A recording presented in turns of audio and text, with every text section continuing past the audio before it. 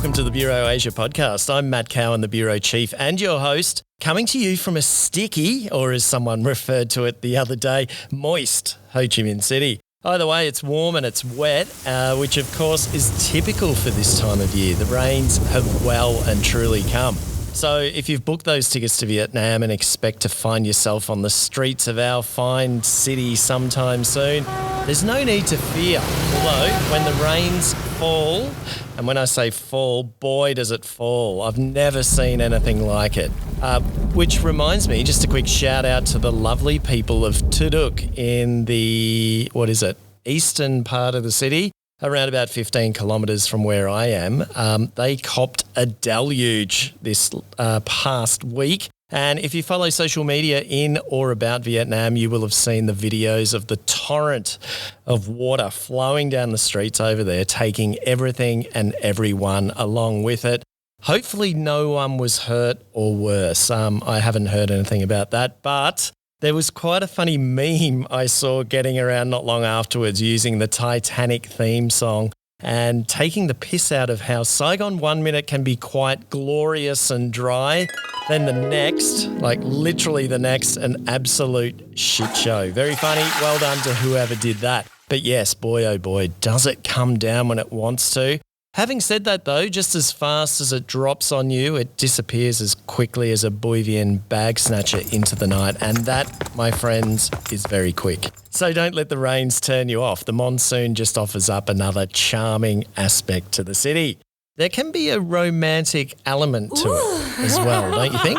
Hey, thank you for tuning in to the podcast that aims to bring you a little bit of everything, from history and food to brews and news and everything in between, and which may just be the best way to keep up with what's happening in Vietnam without even being in Vietnam, or if you're here without even leaving your home, especially during the rainy season.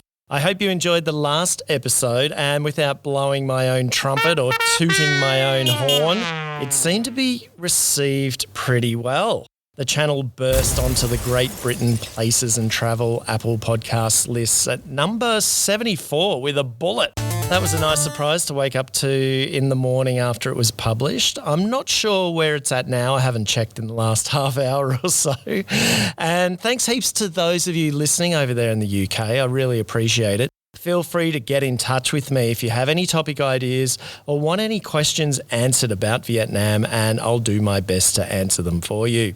You can do that via social media on Instagram and Facebook at the Bureau Asia, or better still, in the comments section on Spotify if that's your platform of choice. I'll be sure to make a comment section available so you can do that, or do it on Apple Podcasts if you'd prefer that. Leave a comment with a review. I'd love some more reviews. I only have a few at the moment, so that would be awesome if you could do that.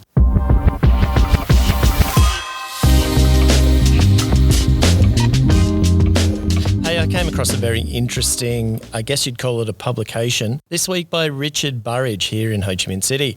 Richard founded Simigo, a market research agency, back in 2003 here in Vietnam, and he and his team release regular reports on Vietnamese consumer spending and behaviour, among other things. And he's just celebrated 20 years here in Vietnam by publishing Vietnam Uninterrupted, a 20-year journey, which is available as an ebook and also, I believe, as a hard copy. So I'll leave a link in the show notes so you can access it. The ebook is free, but if you want a hard copy, you'll have to purchase it. The book highlights Richard's observations of the dramatic changes that have taken place over the past 2 decades in Vietnam. And these changes are presented as what he describes as a then and now photographic postcard. He called on the talents of well-known Vietnam-based photographer Fred Wissink, who you'll likely know or at least have come across over the years, to take the photos for the book. If you've attended networking events, it's likely you've come across Fred taking snaps of the evening. And now I think of it, I'm guessing Fred himself must be approaching his own 20-year anniversary of living in Vietnam. I can remember being introduced to him many years ago. You may also remember him as a photographer for Asia Life. I think that's right, Fred, if you happen to be listening. Asia Life was a popular English language magazine based out of Ho Chi Minh City back when magazines were a thing.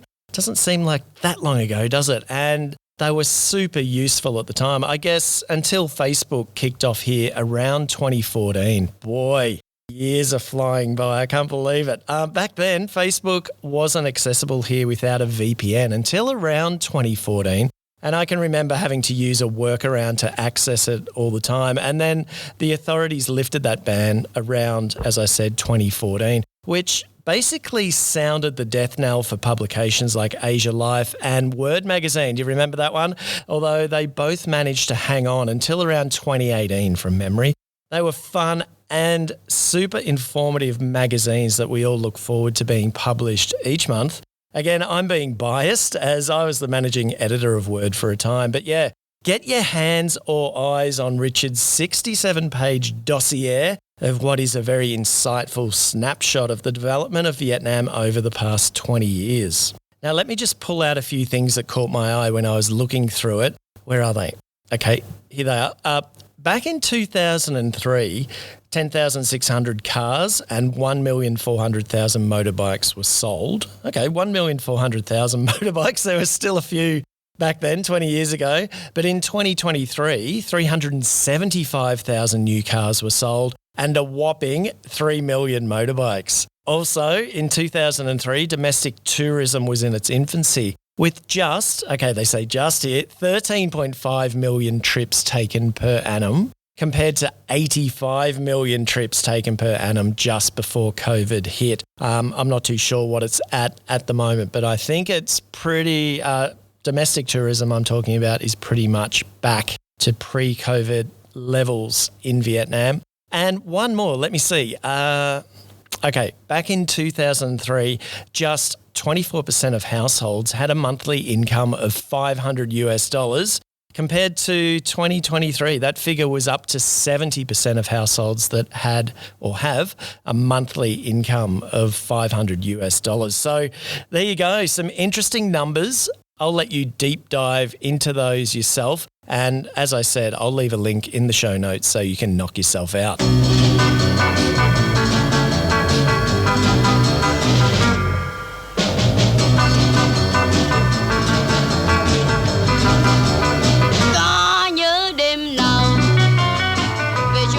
During the week, a YouTube short popped up on my feed that caught my eye. For those not familiar with YouTube Shorts, well, YouTube introduced them a couple of years back in an attempt to challenge Instagram's Reels and TikTok's short-form videos. Shorts are, as they suggest, short-form videos up to a minute in length and live alongside traditional long-form videos on YouTube channels. Now, the one I came across that caught my attention was one about how to avoid getting food poisoning in Vietnam. And the creator said that travellers to Vietnam get sick because of the water. Not by the food, not by poor hygiene standards and so on, but by the water, full stop. I thought it was interesting given the recent high-profile food poisoning cases that have taken place in the past 12 months. Of course, Banh Mi Phuong up there in Hoi An last year was the highest profile case.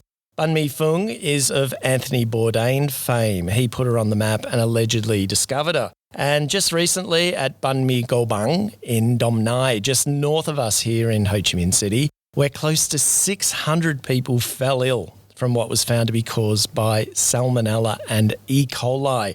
Now, like a banh mi crawling with E. coli, the YouTube short video I mentioned earlier didn't quite sit that well with me because, as you know, I've lived in Vietnam for quite a while and I can't ever remember pinning a bout of food poisoning on water, even ice, and I have drinks with ice all the time. Now, just to let you know, I don't drink water from the taps ever, wherever I am, but I do clean my teeth with it and, of course, shower with it. And yeah, I've probably swallowed the odd gulp here and there over the years, but it hasn't seemed to cause much problem.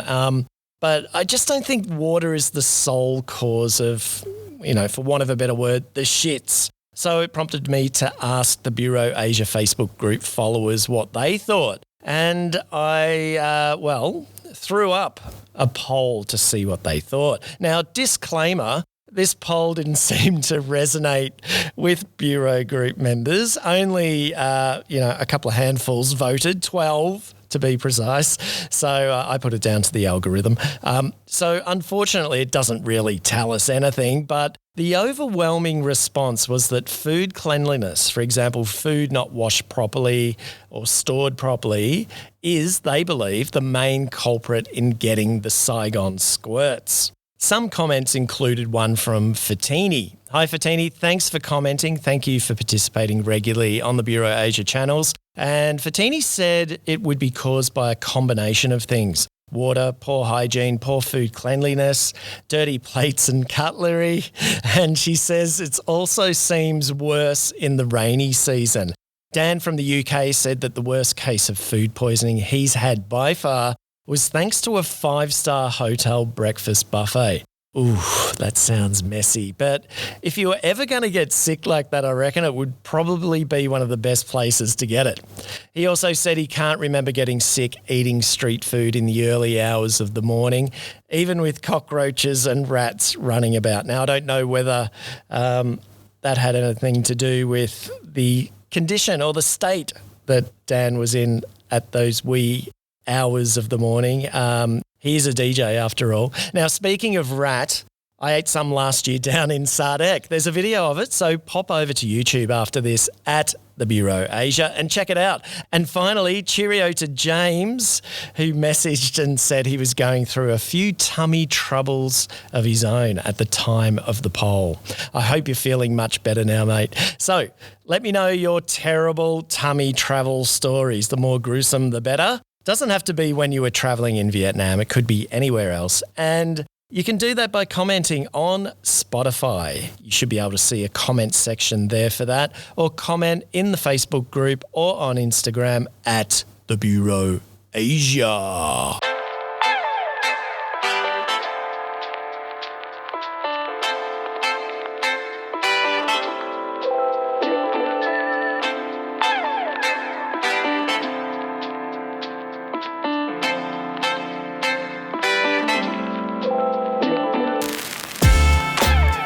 Okay, Tip Deo, let's continue. This week I want to give a shout out to Wang Ut Ut in District 1, the original location there on Vo Van Kiet Street. I hadn't been there in years, and Mal and I went along to catch up with an old friend who was staying nearby.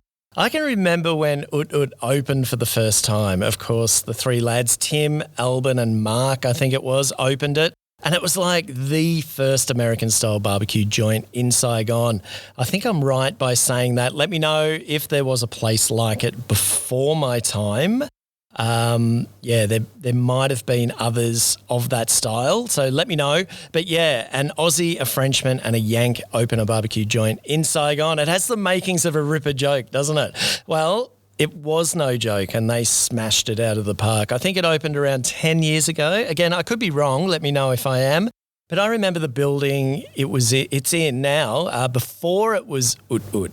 Ut Ut, by the way, is the sound pigs make in Vietnamese language, much like how English speakers would say oink oink. Anyway, from memory, it was a seafood restaurant, I think, a really big one, and it had a big prawn or two big prawns on the facade out front, or was it a crab? I can't really remember. Anyway, whatever it was quite big. And then one day the iconic pig holding the egg slide or burger flipper or whatever you want to call it went up, which is the logo for Wang Ut Ut.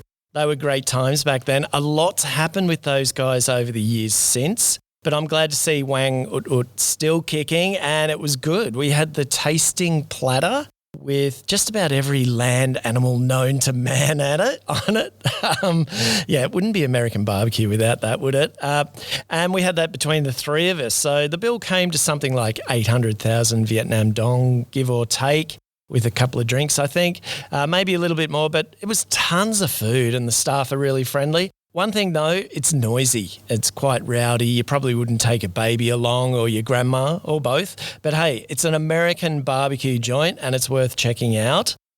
Worth rediscovering again if you're craving some meat sweats, especially if you've lived here for quite a while and you haven't been. I think it's picked up its game again. I quite enjoyed it, at least in the District 1 location.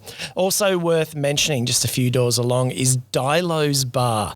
Again, if you've been around the block a bit in Saigon, you'll know this bar. I think it's their third location now. and they seem to have finally found a new home, although they've been there for quite a while now. I'm going to hit it sometime soon to road test what they have on offer. I haven't been in years and years. Of course, the guys behind Dilo's had a bar. Well, they've had many bars, actually, but they opened Red Rum. I'm not sure if you remember that. Some of the OGs will remember that on Norduke Street, opposite the Batexco Tower there in District 1.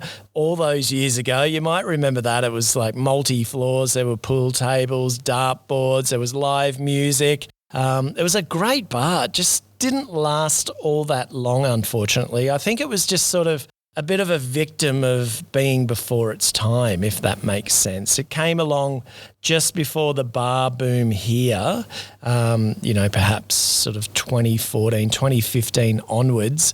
And then, of course, the guys who had that, they had the Blue Salute. Now, that's an old one for the old schoolers on Novanam Street, just up there off Le Tanton Street in what's now known as Japantown these days, or for you OGs listening, the Ghetto. Yeah, so Wang Ut Ut and Dilo's, keep those two places in mind. Next time you want a departure from the local stuff, they're not that far from the backpacker streets of Bui Vien and Detam, within walking distance, in fact. And what I might add is it's in quite a historical part of town as well. So for you history buffs, there's a little bit of something there for you.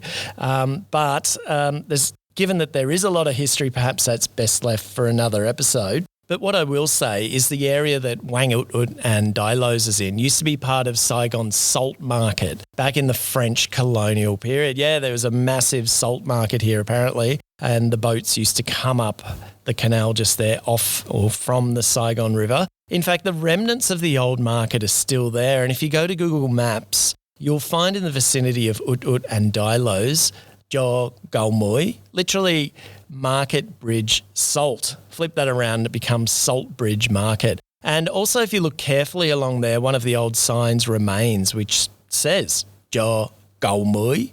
I don't know about you, but I find it very interesting stuff. And as I said, perhaps best left for another episode.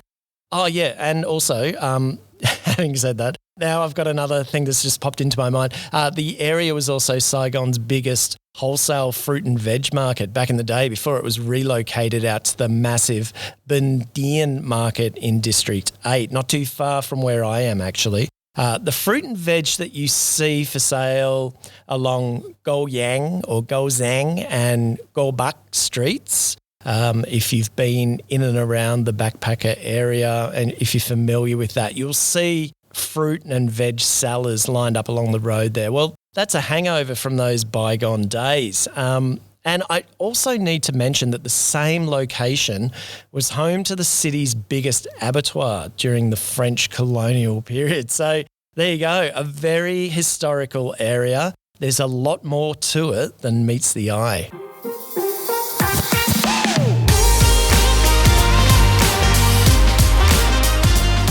Okay, that's it for this episode. Thanks for joining me. Be sure to let me know your thoughts and leave some comments. And don't forget to leave a review of the potty on Apple Podcasts and Spotify. It really helps a lot and costs nothing but a little bit of your time.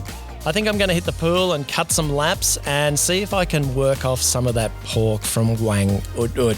So until the next episode, take care and stay safe. Be sure to check out some of the places featured in this episode when you get the chance. This has been Matt Cowan. Ciao for now.